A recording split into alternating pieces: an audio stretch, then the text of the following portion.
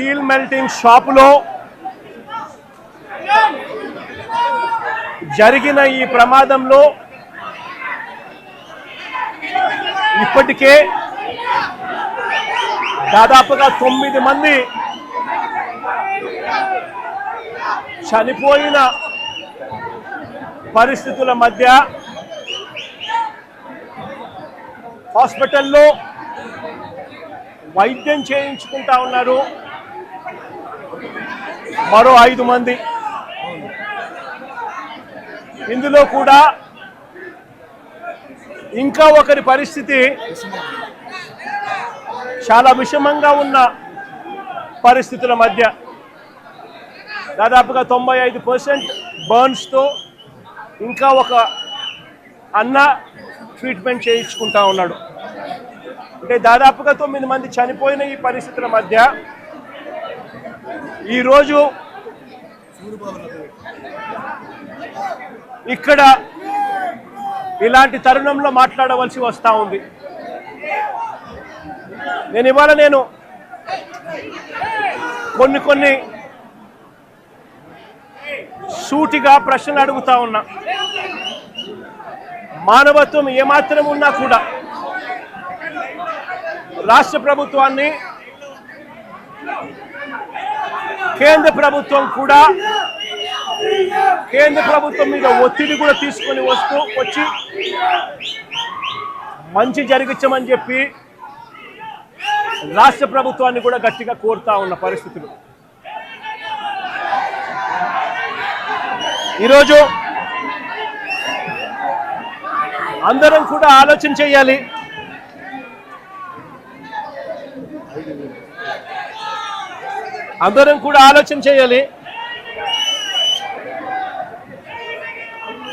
ఈరోజు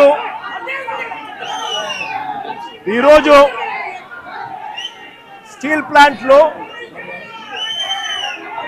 కార్మికులు ఎలా బ్రతుకుతా ఉన్నారు, కార్మికులకు మంచి జరుగుతా ఉందా లేదా అన్నది ప్రతి ఒక్కరూ కూడా ఆలోచన చేయాల్సిన అవసరం.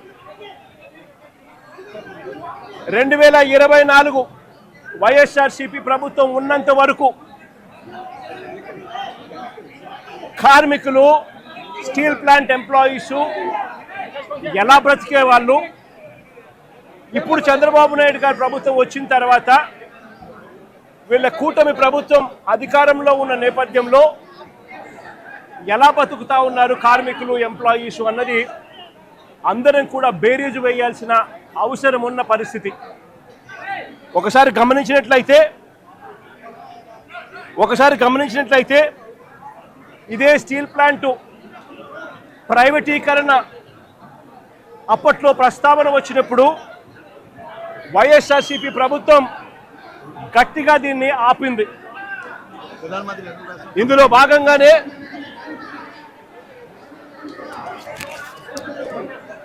భాగంగానే అప్పట్లో 2021 మార్చి 9వ తారీఖున ప్రధానమంత్రి గారికి లేఖలు కూడా రాశాం. ఎట్టి పరిస్థితిలోనూ స్టీల్ ప్లాంట్ ప్రైవేటైజేషన్ జరగకూడదు, ఈ ప్లాంట్ను నిలబెట్టగలిగే పరిస్థితికి వివరిస్తూ ఏ రకంగా చేస్తే ఈ ప్లాంటు నిలబడగలుగుతుంది అని చెప్పి సలహాలు ఇస్తూ ప్రధానమంత్రి గారికి లేఖ కూడా రాశాం. 9వ తారీఖున లేఖ రాశాం. అదే మాదిరిగా ఫిబ్రవరి 6 కూడా 2వ లేఖ కూడా రాశాం. ఫిబ్రవరి 6 కూడా 2వ లేఖ కూడా రాశాం. ఫిబ్రవరి 6 మార్చి 9 అది చూపించు. 2 లేఖలు ప్రధానమంత్రి గారికి రాశాం. ఫిబ్రవరి 6 మార్చి 9. దీని తర్వాత మేలో 2021 మేలో ఏకంగా అసెంబ్లీలో తీర్మానం చేశాం. ఇది అసెంబ్లీలో తీర్మానం చేసిన మినిట్స్. ఎట్టి పరిస్థితుల్లోనూ స్టీల్ ప్లాంట్ను ప్రైవేటైజ్ చేయడం అన్నది అన్యాయము, చేయొద్దండి అని చెబుతూ ఏ రకంగా ఈ ప్లాంట్ను గొప్పగా నిలబెట్టగలుగుతాము, ఏ రకమైన మార్పులు చేర్పులు చేయగలిగితే ఈ ప్లాంటు బ్రహ్మాండంగా నడిచే పరిస్థితి ఉంటుంది అని చెప్పి కూడా వివరిస్తూ సలహాలు కూడా ఇచ్చాం. ఈ సలహాలన్నీ కూడా ఇస్తూ అసెంబ్లీలో తీర్మానం చేసి therefore the house unanimously resolves to oppose the decision of the government of India on strategic disinvestment of government of India's shareholding in RINL Visakhapatnam along with the management control by way of privatization. Also resolved to request the government of India to consider the measures suggested by the Honorable Chief Minister of Andhra Pradesh in his letter dated 6th February 2021 and 9th March 2021 to make RINL profitable and remain the pride of Telugu people and the state of Andhra Pradesh. ఈ మాదిరిగా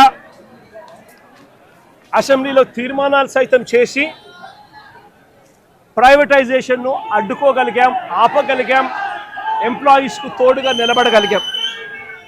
అంతేకాదు ప్రధానమంత్రి గారు విశాఖపట్నం వచ్చినప్పుడు November 12, 2022 సాక్షాత్తు ప్రధానమంత్రి గారి సమక్షంలోనే ప్రైవేటైజేషన్కు ఆపండి అని చెప్పి కూడా ప్రధానమంత్రి గారిని కోరడం కూడా జరిగింది. పబ్లిక్ మీటింగ్లో ప్రధానమంత్రి గారి సమక్షంలోనే. నేను చెప్తా ఉన్నా, ఆ వాలెట్కి వైఎస్ఆర్ కాంగ్రెస్ పార్టీ అంత గట్టిగా ఎంప్లాయీస్కు తోడుగా ఉన్నది కాబట్టి, అంత గట్టిగా నిలబడింది కాబట్టి ఆ రోజు 28,000 మంది ఉద్యోగస్తులు పనిచేస్తూ ఉన్నారు వైఎస్ఆర్ కాంగ్రెస్ పార్టీ ప్రభుత్వం దిగిపోయే నాటికి. నేను అడుగుతా ఉన్నా, ఈరోజు పరిస్థితి ఏమిటి అనంటే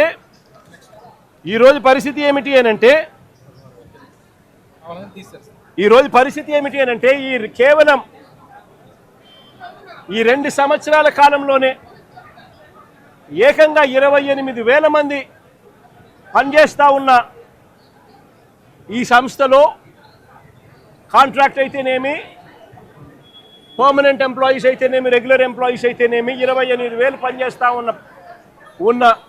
ఉన్న పరిస్థితుల మధ్య 2024 మన ప్రభుత్వం దిగిపోయే నాటికి ఈ 2 ఏళ్లలో ఏకంగా 10,500 మందిని తీసేశారు.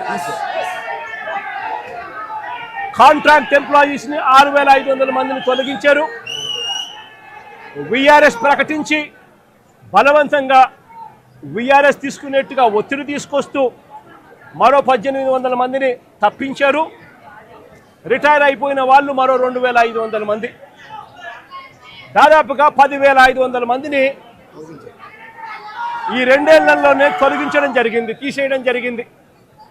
ఈ రకరకాల కారణాల వల్ల ఈరోజు ఎంప్లాయీ స్ట్రెంత్ కేవలం 17,000కు మాత్రమే 16,000కు మాత్రమే పడిపోయి ఉన్న పరిస్థితులు.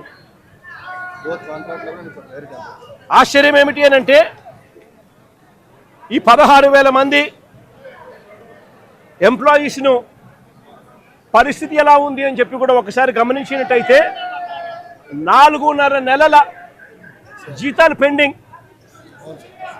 4.5 నెలల జీతాలు పెండింగ్.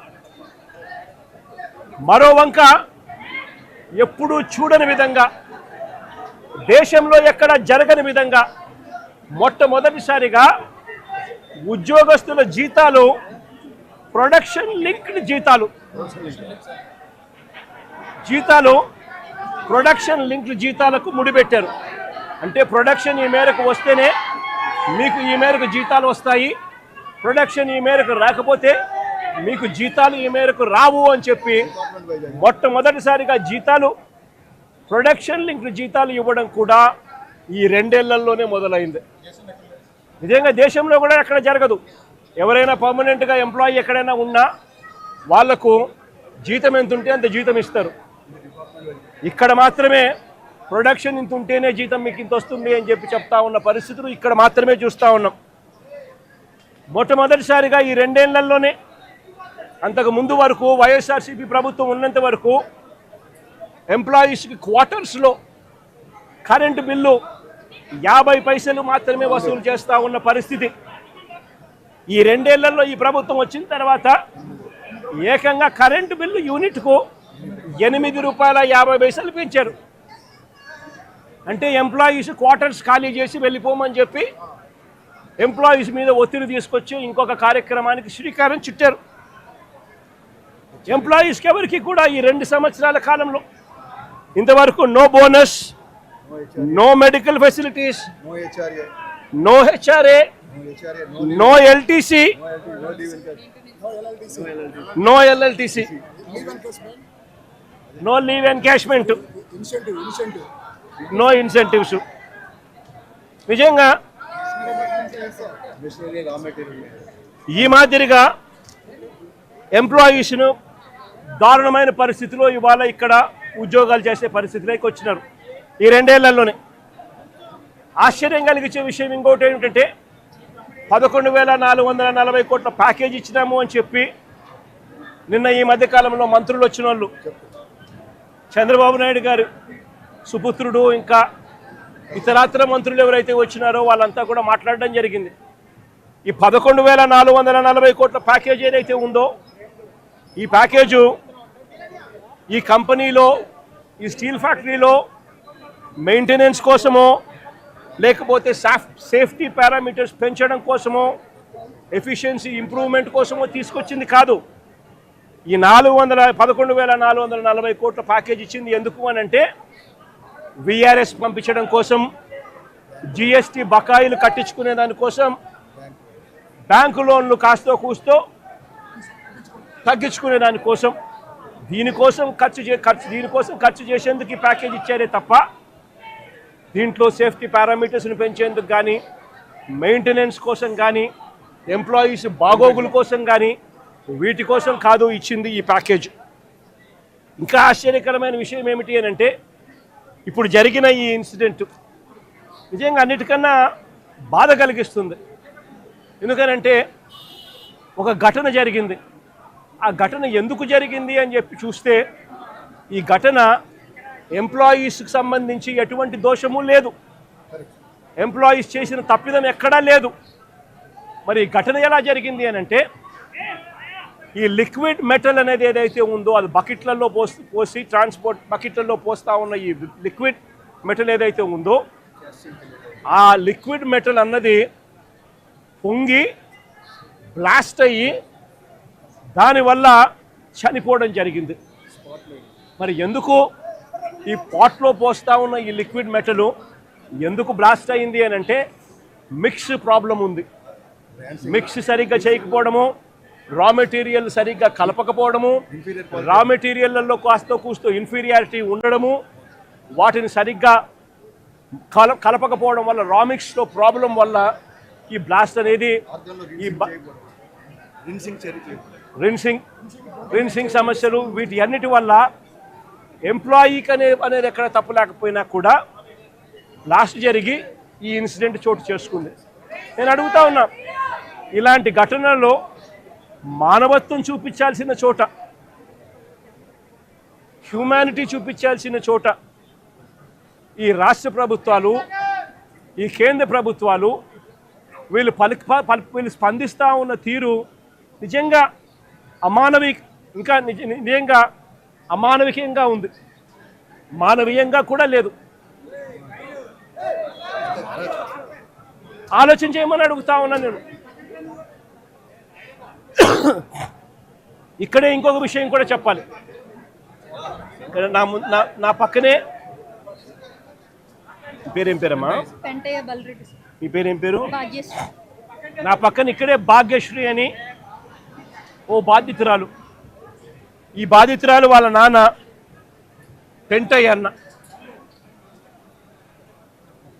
ఇది జరిగి 14 నెలల కిందట జరిగింది. ఇది 14 నెలల కిందట ఇక్కడే ఇదే ఫ్యాక్టరీలోనే ఈ మాదిరిగానే ఘటన జరిగిన పరిస్థితుల మధ్య పెంటయ్య అన్న చనిపోవడం జరిగింది. పెంటయ్య అన్న employee number photo photo photo photo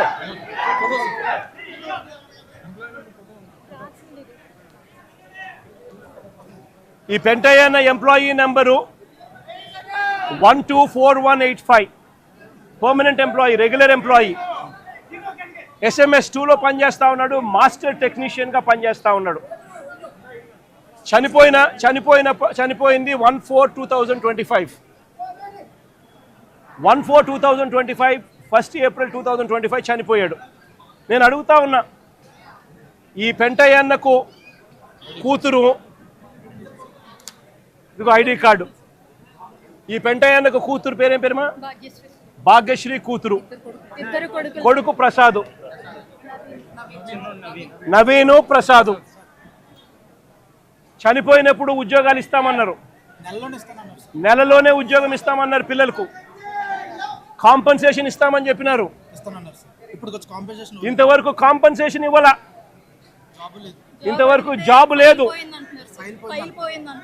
job అడిగితే, కాంపన్సేషన్ అడిగితే నిర్దాక్షిణ్యంగా ఫైల్ పోయింది అని చెప్తా ఉన్నారు. నిజంగా ఆలోచన చేయమని అడుగుతా ఉన్నాం. ఇంత నిర్దయగా ప్రభుత్వాలు వ్యవహరించడం ధర్మమేనా అని అడుగుతా ఉన్నా.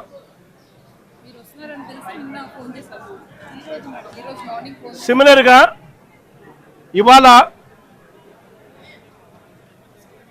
ఇవాళ జరుగుతూ ఉన్న ఘటనలో దాదాపుగా ఇప్పటికే 9 మంది చనిపోయారు. దాదాపుగా మరో 5 మంది హాస్పిటల్లో వైద్యం పొందుతూ ఉన్నారు. ఈ 5 మందిలో కూడా ఒకరి పరిస్థితి విషమంగా ఉంది. వీళ్లకు కాంపన్సేషన్ విషయంలో నిన్న చంద్రబాబు నాయుడు గారి సుపుత్రుడు ఆయన మాట్లాడిన మాటలు చూస్తే నిజంగా నాకు ఆశ్చర్యం కలిగిస్తుంది. మానవత్వం అన్నది ఎవరికైనా ఎక్కడైనా కానీ కొద్దో గొప్ప ఉండాలి కదా, ఇలాంటి మనుషులు కూడా ఉంటారా అనిపించింది. నిజంగా ఆయన అంటాడు 1,72,00,000 ఇస్తా ఉన్నాము అని చెప్పి. నాకు ఆశ్చర్యంగా నేను అడుగుతా ఉన్నా, అయ్యా లోకేష్ గారు, ఈ 1,72,00,000లో మీరు ఏదైతే మాట్లాడుతూ ఉన్నారో ఆ ఎంప్లాయీస్కు రైట్ఫుల్గా వాళ్ళకి రావాల్సిందే కదయ్యా నువ్వు ఇస్తూ ఉన్నావు, ఎక్స్ట్రా నువ్వేమి ఇస్తూ ఉన్నావు అని చెప్పి నేను అడుగుతా ఉన్నా. ఈ ఎంప్లాయీస్కి రావాల్సిన గ్రూప్ ఇన్సూరెన్స్ అయితేనేమి, ప్రావిడెంట్ ఫండ్ అయితేనేమి, గ్రాట్యుటీ అయితేనేమి, రిస్క్ ఇన్సూరెన్స్ అయితేనేమి, వీటి నేపథ్యంలో 1.45 crores వాళ్ళకే రావాల. ఆ తర్వాత కంపెనీనే మరో 25 లక్షలు ఇస్తూ ఉంది. అది కూడా విశాఖపట్నం స్టీల్ ప్లాంట్ కంపెనీయే ఇస్తూ ఉంది. కేవలం ప్రైమ్ మినిస్టర్ రిలీఫ్ ఫండ్ కింద కేవలం 2 లక్షల రూపాయలు అదనంగా ఎక్స్గ్రేషియా కింద వస్తూ ఉంది. రాష్ట్ర ప్రభుత్వం నుంచి 0 రూపాయి అంటే రూపాయి కూడా ఇవ్వడంలే. మరి నేను అడుగుతా ఉన్నా, ఇక 1.72 crores ఇంకొకటి నువ్వు ఇచ్చేదేందయ్యా బోడీ అని అడుగుతా ఉన్నా. వాళ్ళకి రావాల్సిందే, వాళ్ళ హక్కుగా వాళ్ళకి రావాల్సిందే వాళ్ళకు వస్తూ ఉంది. వాళ్ళకి అది ఇస్తూ ఉన్నారు, అది వాళ్ళకి ఇస్తూ ఉన్నారని మీరు చెప్తా ఉన్నారు. ఇది నిజంగా ధర్మమేనా, న్యాయమేనా అడుగుతా ఉన్నా. ఇదే విశాఖపట్నంలో ఇంతకుముందు మా హయాంలో ఇలాంటి ఒక దుర్ఘటన జరిగితే అక్కడ కూడా మనుషులు చనిపోతే ఎంతమంది చనిపోయినారు? ఎల్జీ పాలిమర్స్లో అప్పట్లో కూడా ఒక దుర్ఘటన జరిగి 14 మంది అప్పట్లో చనిపోయిన ఘటన జరిగితే రాష్ట్ర ప్రభుత్వం ఎలా స్పందించింది? వెంటనే ముఖ్యమంత్రి ఇక్కడికి వచ్చి, అంటే జగన్ ఇక్కడికి వచ్చి ఏకంగా ₹1 కోటి చనిపోయిన కుటుంబాలకు ఇచ్చి ఆదుకున్న పరిస్థితులు బహుశా దేశ చరిత్రలో ఎక్కడా కూడా జరగలేదేమో. ఒక్క ఆంధ్ర రాష్ట్రంలో జగన్ ముఖ్యమంత్రిగా ఉన్నప్పుడు చోటు చేసుకున్న ఘటన. ఏకంగా ₹1 కోటి వాళ్ళకి ఇచ్చి ఆ కుటుంబాలకు తోడుగా ఉండి ఆ వాళ్ళ సభ్యులు చనిపోయిన వాళ్ళకు ఉద్యోగాలు కూడా మళ్ళీ ఆ కంపెనీలో ఇచ్చేట్టుగా వైఎస్ఆర్సీపీ ప్రభుత్వం అప్పట్లో అడుగులు ముందుకు వేసి చేయించింది. నేను అడుగుతా ఉన్నా, ఈరోజు ఈ ప్రభుత్వం, చంద్రబాబు నాయుడు గారి ప్రభుత్వం స్పందిస్తూ ఉన్న తీరు నిజంగా ఎంత అన్యాయంగా ఉంది. అని ఒక్కసారి మనస్సాక్షిని అడుక్కోండి మీరు అని చెప్పి నేను కోరుతా ఉన్నా. ఈ ప్రభుత్వాన్ని గట్టిగా డిమాండ్ చేస్తూ ఉన్నాం. వాళ్ళకి రావాల్సింది వాళ్ళకి ఇప్పించడంలో నీ గొప్పతనం ఏమీ లేదయ్యా. వాళ్ళకి రావాల్సిన కోటి 72 లక్షలు కోటి 72 లక్షలు ఏదైతే ఇస్తా ఉన్నారో, 1,45 లక్షలు వాళ్ళకి రావాల్సింది ఏదైతే ఇస్తా ఉన్నారో అది గొప్పతనం. నీ గొప్పతనం ఏమీ కాదు. కంపెనీ నుంచి కేవలం 25 లక్షల రూపాయలు మాత్రమే ఆ ఎంప్లాయీస్కు వస్తూ ఉంది. ఈ నేపథ్యంలో నేను చెప్తా ఉన్నాను, అయ్యా అప్పట్లో వైసీపీ ప్రభుత్వంలో ఉన్నప్పుడు ఏ రకంగా అయితే ₹1,00,00,000 ప్రతి కార్మికుడికి ఇచ్చి తోడుగా ఉన్న నేపథ్యం పరిస్థితులు ఏ రకంగా జరిగాయో అదే మాదిరిగా ప్రతి ఎంప్లాయీకి మేము ఇంతకుముందు చేసి చూపించినాం. మేమేదైతే చేసి చూపించినామో అదే మిమ్మల్ని కూడా చేయమని అడుగుతా ఉన్నాం. మేమేమి ఎక్కడా కూడా అన్యాయంగానో లేకపోతే మేము చెయ్యనిది మిమ్మల్ని చేయమని చెప్పి అడగడంలా మేమేదైతే చేశామో అదే చేయమని అడుగుతా ఉన్నాం. వెంటనే వాళ్లకు ఈ 1,45 లక్షలకు అదనంగా వాళ్ళకి ఏదైతే వస్తూ ఉన్నదో దాంట్లో నీ ప్రమేయం ఏదైతే లేదో వాళ్ళకు సంబంధించిన group insurance, provident fund, gratuity, risk insurance ఈ రూపేణ వాళ్ళకు వస్తూ ఉన్న 1,45 లక్షలు ఏదైతే వస్తూ ఉందో దానికి అదనంగా మరో ₹1,00,00,000 ఖచ్చితంగా వాళ్ళకి ఇవ్వాలి. వాళ్ళ కుటుంబ సభ్యులకు కూడా అదే మాదిరిగా ఉద్యోగాలు కూడా వెంటనే ఇవ్వాలని కూడా కోరుతా ఉన్నాం. అదే మాదిరిగా నా పక్కన చెల్లి భాగ్యం ఇక్కడే ఉంది. వాళ్ళ కుటుంబం కూడా ఇదే మాదిరిగానే సంవత్సరం 14 నెలల కిందట 14 వాళ్ళ భార్య ఇక్కడే ఉంది. 1/4/2025లో చనిపోయిన పెంటయ్యన్న కుటుంబానికి కూడా ఇదే ప్యాకేజ్ కూడా వాళ్ళకు కూడా వర్తింపచేసి వాళ్ళ కుటుంబానికి కూడా ఇదే మాదిరిగానే ఆదుకోవాలి అని చెప్పి రాష్ట్ర ప్రభుత్వానికి, కూటమికి ఇద్దరికీ కూడా గట్టిగా వీళ్ళిద్దరికీ కూడా చెప్తా ఉన్నాం. మరీ ముఖ్యంగా చంద్రబాబు నాయుడు గారికి, మరీ ముఖ్యంగా రాష్ట్ర ప్రభుత్వానికి, ఎందుకంటే బాధ్యత రాష్ట్ర ప్రభుత్వం కాబట్టి వెంటనే చిత్తశుద్ధి చూపండి, ఎంప్లాయీస్కి తోడుగా ఉండండి. మీరు కూడా అసెంబ్లీలో వైఎస్ఆర్ కాంగ్రెస్ పార్టీ తీర్మానం చేసినట్టుగానే మీరు కూడా ప్రైవేటైజేషన్కు వ్యతిరేకంగా అసెంబ్లీలో మేము చేసినట్టుగానే తీర్మానం కూడా చేసి కేంద్రానికి పంపి ఇది జరగకుండా కూడా ఆపే కార్యక్రమంలో చిత్తశుద్ధిని కూడా చూపండి అని చెప్పి కూడా గట్టిగా వీళ్ళందరికీ కూడా కోరుతా ఉన్నాం. ఇదొకటే కాదు, మేము ఇంత అడుగుతా ఉన్నా కూడా చంద్రబాబు నాయుడు గారి ప్రభుత్వంలో ఎక్కడైనా మానవత్వం లేక ₹1,00,00,000 ఇవ్వాల్సిన చోట వాళ్ళకు ఇవ్వని పరిస్థితి ఎక్కడైనా ఉంటే మాత్రం ప్రతి బాధితుడికి చెప్తా ఉన్నా, ప్రతి అక్కకు, ప్రతి చెల్లెమ్మకు, ప్రతి బాబుకు చెప్తా ఉన్నా, బాధపడాల్సిన పనుల కొంచెం ఓపిక పట్టండి. దేవుడి దయతో మన ప్రభుత్వం వచ్చిన వెంటనే ఒక నెల తిరక్క మునిపే ₹1,00,00,000 రాష్ట్ర ప్రభుత్వం తరఫు నుంచి వీళ్ళకి ఇచ్చి ఆదుకుంటామని చెప్పి ఖచ్చితంగా చెప్తా ఉన్నాం. అందులో మీకు కూడా ఉంటారు తల్లి, అందులో మీ కుటుంబాన్ని కూడా ఖచ్చితంగా అది వర్తింపజేసేట్టుగా కూడా చేస్తామని కూడా చెప్తా ఉన్నా. కాబట్టి అందరం కూడా మానవత్వం చూపాలి అని చెప్పి, మానవత్వం చూపుతూ ఆదుకోవాలని చెప్పి ఈ రాష్ట్ర ప్రభుత్వాన్ని గట్టిగా కోరుతా ఉన్నాం.